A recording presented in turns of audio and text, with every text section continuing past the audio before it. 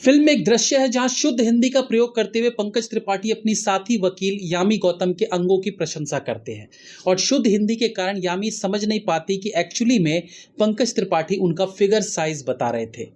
यही अगर कोई कहता आपके गाल बहुत कोमल हैं, गले, कमर, वक्ष आदि बहुत अट्रैक्टिव हैं, तो किसी को भी बुरा लग जाता। बट उन शब्दों में उन्हें अपनी प्रशंसा लगी। वक्ष शब्द मैंने अपनी तरफ से जोड़ा, इसकी जगह कुछ और बोला जाता। तो film is all about how you choose the word to educate. लेकिन क्या वाकई में फिल्म सेक्स एजुकेशन को बढ़ावा देती है? एक करेजियस फिल्म है या धर्म की आड़ में फिल्म में उस विषय को टच किया गया है जो हमारे भारतीय समाज में एक्सेप्टेबल नहीं है? चर्चा जारी रहेगी OMG 2 पर।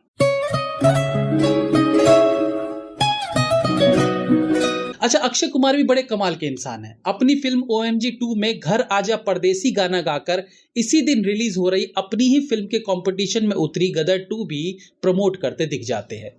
आई गेस शूट के वक्त उन्हें भी पता नहीं होगा कि जिस फिल्म का वो गाना इस सीन में गा रहे हैं वही फिल्म उनकी इसी फिल्म के साथ सेम डे रिलीज हो जाएगी। खैर 27 तरह के कट्स लगने के बाद ए सर्टिफिकेट के साथ फिल्म को रिलीज करने की अनुमति मिली है। तो फिल्म में कुछ फेरबदल करना पड़ा, कुछ डायलॉग्स ऐड किए गए। जैसे पहले जहां शंकर जी को खुद धरती पर आते दिखाया जाना था, वहां सेंसर के कट के बाद शंकर जी के दूत को धरती पर दिखाया गया है। यानी बीच में एक सीन ऐड किया गया है जहां भगवान शंकर नंदी से कहते हैं किसी को लेकर धरती पर जाओ और अपने भक्त की सहायता करो। अब शंकर जी नहीं बल्कि उनका दूत अक्षय के रूप में धरती पर आते हैं। फिल्म के क्लाइमेक्स में अक्षय कुमार को शिव जी के अवतार में आना था और वो भव्य सीन है जिसे हटाया नहीं जा सकता था। लेकिन एक्चुअली में अक्षय कुमार शिव तो थे नहीं, वो तो भक्त थे, तो उन्हें शिव जी कैसे दिखाया जाता? तो इसलिए कुछ डायलॉग्स बैकग्राउंड में ऐड करके बताया जाता है कि शंकर का भक्त या दूत भी शंकर ही होता है। तो ये समझ में आ जाता है कि क्या जोड़ तोड़कर इस सीन को दिखाया गया है। खैर सीन वाकई में अच्छा था। मैं डायरेक्टर होता तो मैं भी यही करता। एक नजर डाल लेते हैं कहानी पर, जहां कांति शरण मुदगल जो महाकाल के भक्त हैं उनके पुत्र की मास्टरबेशन करते एक वीडियो वायरल हो जाती है। ट्रेलर में मास्टरबेशन को छुपा लिया गया था, हालांकि सबको इसका अंदाजा लग गया था कि कहानी मास्टरबेशन और बाकी सेक्स एजुकेशन पर आधारित है। तो मैं कुछ भी नया रिवील नहीं कर रहा हूं। इसके बाद बच्चे को स्कूल से निकाल दिया जाता है और OMG 1 की तरह फिर कांति शरण मुदगल कोर्ट का दरवाजा खटखटाकर अपने बच्चे को सही ठहराने के लिए स्कूल से माफी की अपील करते हैं। अब कहानी ऐसे भी हो सकती थी, लेकिन क्योंकि इस फिल्म को OMG 2 के तौर पर दिखाना था तो OMG 1 की तरह इसमें भगवान की एंट्री जरूरी थी। तो अक्षय कुमार का आगमन होता है और पहले पार्ट की ही तरह समय समय पर वो कांति शरण मुदगल की सहायता करते हैं। इससे पहले कि हम परफॉर्मेंस की बात करें, पहले स्क्रिप्ट की बात कर लेते हैं। ये जरूर है कि इस कहानी के माध्यम से एक बोल्ड सब्जेक्ट को उठाया गया है और उसके पैरेलल सनातन धर्म को लाठी बनाकर उसके एग्जाम्पल्स के साथ ये बताने की कोशिश की गई है कि सेक्स एजुकेशन हमारे ग्रंथों में भी पढ़ाया गया है, ये सनातन धर्म का एक पार्ट है। सेक्स एजुकेशन के नाम पर फिल्म में कई पहलुओं को टच किया गया है, जैसे बच्चों के लिए गुड टच, बैड टच के मायने, मास्टरबेशन, रेप, सेक्स वर्कर इत्यादि। इनमें गुड टच, बैड टच जैसे मुद्दे आज के समय में जरूरी है, जिस पर काफी समय से प्रोग्राम्स ऑलरेडी कंडक्ट किए जा रहे हैं।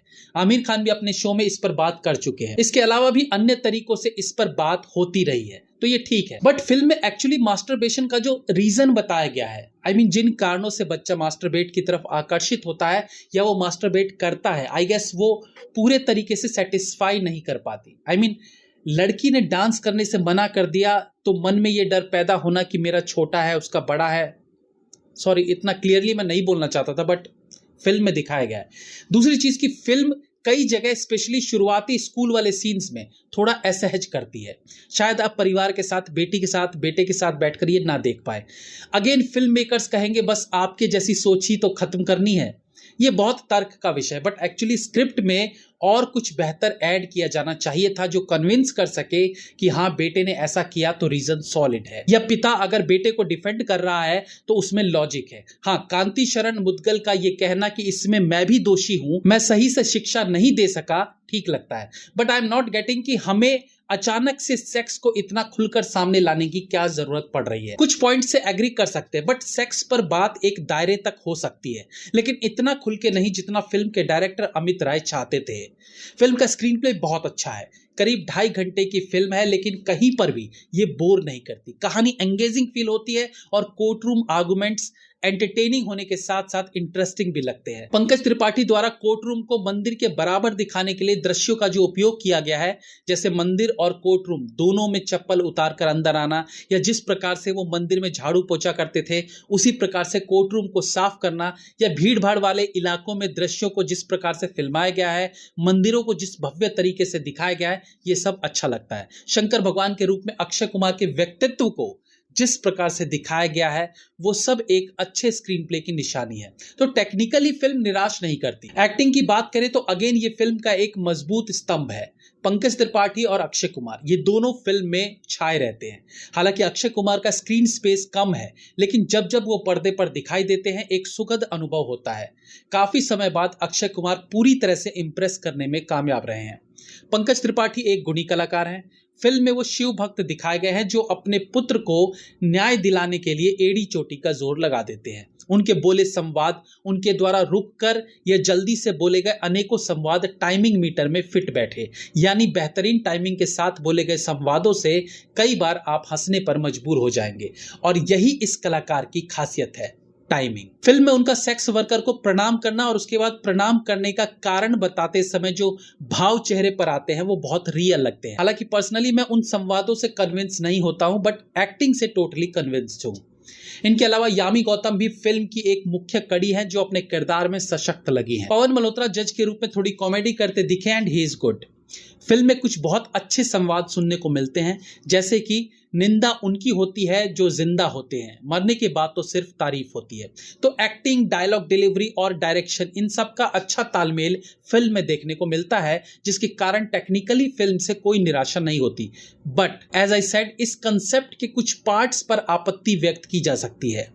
सिनेमेटोग्राफी बेहतरीन है, मंदिर के ड्रोन शॉट्स उसकी भव्यता का बखान करते हैं, बीजीएम अच्छा है। म्यूजिक की बात करें तो ऊंची ऊंची वादी और हर हर महादेव एकदम अप टू मार्क है। बाकी देखो, सेंसर बोर्ड के द्वारा इतना कुछ हटाने के बाद भी अगर फिल्म कुछ जगह असहज महसूस कराती है, मतलब बिना सेंसर के, तो फिल्म शायद फैमिली के साथ देखने लायक नहीं होती।